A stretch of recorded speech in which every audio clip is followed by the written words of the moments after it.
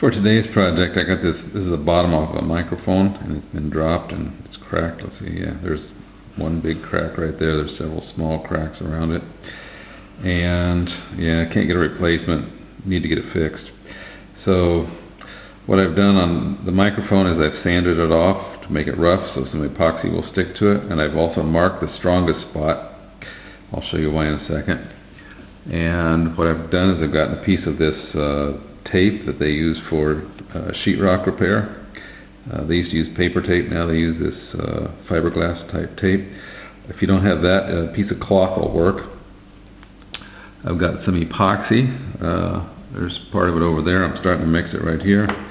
And I've pre-cut this so that it will wrap around here nicely, the right length, and the seam will be where I marked it, because I don't want the seam in the fiberglass tape when I wrap it around here. I don't want the seam to be where it's weak. I want it to be where it's strong. So I mark the strong spot here, and that's pretty much it. What I'm going to do is I'm going to mix up the epoxy. I'm going to saturate this piece of tape, and I'm going to wrap it around here, put some rubber bands around it to hold it, and when I'm done it should be as strong as new. So let me go off camera and do that. It's kind of messy. So now what I'm doing is I've got a piece of sandpaper here, and I'm just rolling this over the surface of it to smooth out the epoxy. What I want to do is just get it smooth, and I'm going to spray paint it black again. But what I don't want to do is get down into the fabric. I don't know if you can see it, probably not, but I'm starting to get down into the fiberglass fabric, and I don't want to do that. So that's where I am. I'll work on that a little bit more and spray paint it and show you, but right now it's very tough. I mean, if I had done this a little while ago before the epoxy set, it would have just splintered. So I'll spray paint it, and then we'll come back and we'll put it into use and see if it really works.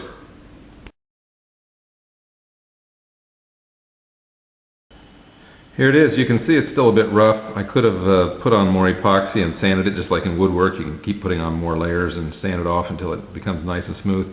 I wanted to get it operational, but here it is. Coated it with flat black. Wish I had some gloss black, but those two things aside, turned out pretty well. From start to finish, about an hour and a half. Let's see if it works. And yes, it's on there just like new.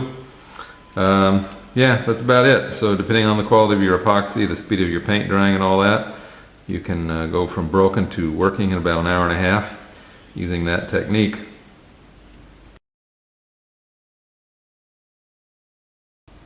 Let me show you one more example of this technique, and I've used it on things like my son had some toy guns that he broke all the time, and we could fix those very quickly and easily using this technique.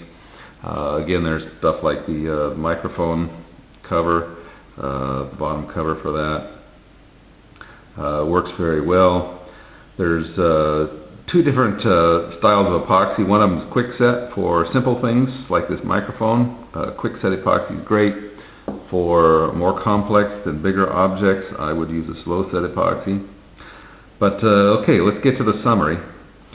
The technique is simple. First of all, this I did back in 2004. I dropped it almost as soon as I bought it and broke some big chunks out of it. First step is to glue back any chunks that are missing. Let them dry. Second step is to sand off the smooth finish. You want to get a rough finish for the epoxy to stick to. Third step is to cut the shapes. You can see this is a very complex shape, so cut your fabric into the shapes that you're going to need. There's a straight strip here, there's a small strip in here, there's a triangle back in here you can't really see. So get all those pieces cut.